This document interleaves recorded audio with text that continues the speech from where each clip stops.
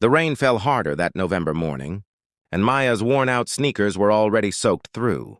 She'd been walking since 5, heading to her third job of the day, a cleaning shift at the mountain resort that started at 7. Her fingers were numb despite the thin gloves she'd bought at a discount store, and her stomach had been empty since yesterday's half sandwich. She kept her head down and pushed forward, just like she always did, because that's what survival looked like when you had nothing else. That's when she saw him. At first, she thought it was trash, a dark lump on the side of the narrow mountain road, nearly hidden by the overgrown brush. Her instinct was to keep walking. Getting involved wasn't something people in her situation could afford.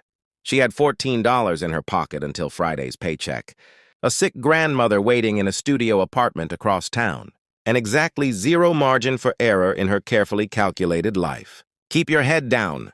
Don't get tangled up.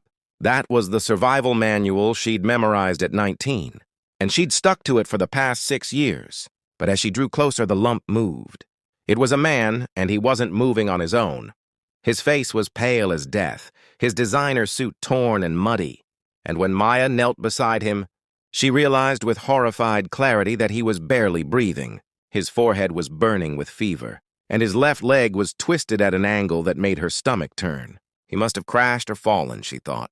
The weather had been brutal, and this road was dangerous even for careful drivers. For a moment, she genuinely considered walking away. She could tell herself she'd call someone when she got to work, that someone else would find him. People did it all the time, didn't they? They kept walking past the suffering, past the need, past the desperate reaching out of another human being. And who would blame her? She had nothing to give and everything to lose. Then the man opened his eyes. There was something in that glance that broke through every wall she'd built, every shield she'd learned to wear. He wasn't looking at her with entitlement or expectation. He was just a human being, terrified and hurt, searching for connection.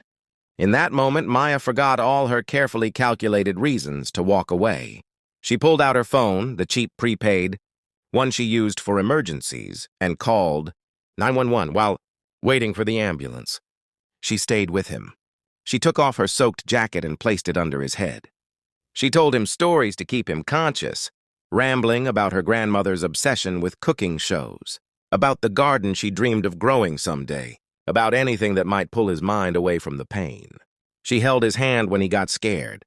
She whispered that everything would be okay, even though she had no certainty it would be. When the ambulance arrived, the paramedics barely seemed to notice her. She was just part of the emergency scene, already fading into the background as they efficiently moved the man onto a stretcher. She watched them drive away and stood alone on the rain-soaked road, shaking not from cold, but from the adrenaline and emotion of it all. She had no name, no number, no way to ever know if he survived. She was 20 minutes late for her cleaning job and got written up. 3 weeks later, there was a knock on her apartment door. Maya almost didn't answer. Strange visitors meant trouble, eviction notices, debt collectors, anything but good news. But when she opened it carefully, she found a woman in an expensive coat, holding a folder and looking impossibly out of place in her shabby hallway. "Maya Chen?" the woman asked, and when Maya nodded numbly, she continued. "My name is Patricia Williamson. I'm an attorney representing Victor Chen, the man you saved on the mountain road on November 15th. The name meant nothing to her. She'd never asked his name. What followed was surreal. Victor Chen was a billionaire, CEO of a technology company that had revolutionized renewable energy. He'd been traveling incognito to a board meeting when a flash flood had knocked his rental car off the road. According to the paramedics, he would have died from exposure and his injuries if he'd lain there even another hour. But a young woman had found him and refused to leave his side. And that young woman had been Maya. Victor had spent 3 days in the hospital recovering from a broken leg, pneumonia, and severe dehydration. His first question when he regained full consciousness was about the girl who'd stayed with him. He'd wanted to reward her immediately, but his security team had needed time to track her down. Now here they were, offering her a chance at a completely different life. It would have been easy to think this was just about money, but Victor, when they finally met weeks later after his recovery, made it clear it wasn't.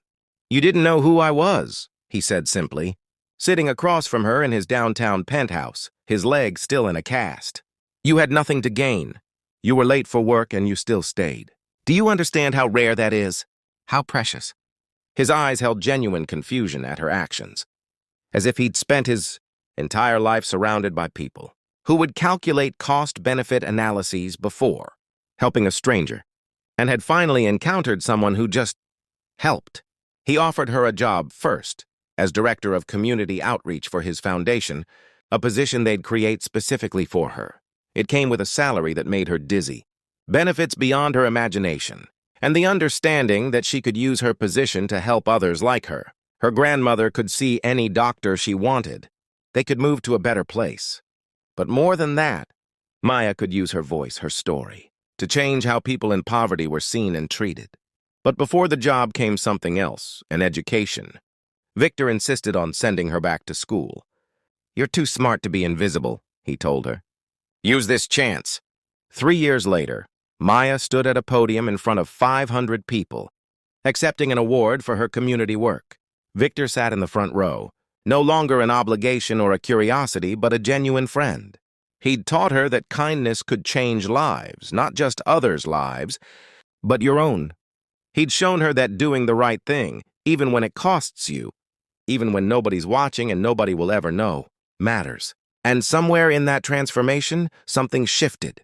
Victor had come into her life as a man who had everything but had never understood what kindness without condition meant. Maya had saved him from hypothermia and shock, but he'd saved her from the slow death of poverty and hopelessness. They'd saved each other. Really, two people from different worlds who'd collided on a rainy road and discovered that humanity was the one currency that actually held value. What started as a rescue became a revolution, not of money or power, but of belief.